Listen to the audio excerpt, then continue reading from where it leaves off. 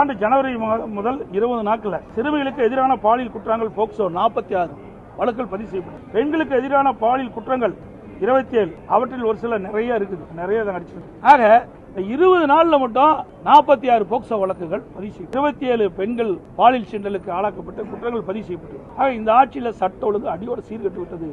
அதற்கு என்ன காரணம்? நிரந்தர சட்ட ஒழுங்கு டிஜிபி நியமிக்கல. நிரந்தர சட்ட ஒழுங்கு டிஜிபி இதுவரைக்கும் நியமிக்கல.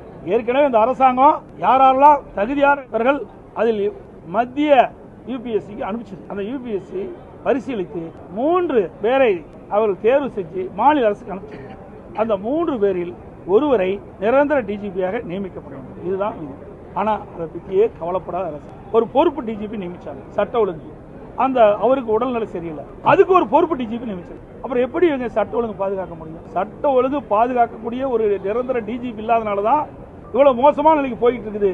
அதை பற்றிலாம் இந்த அரசாங்கத்துக்கு கவலையே இல்லை. தங்களுக்கு கைப்பாவையாக ஒரு டிஜிபி தேவை.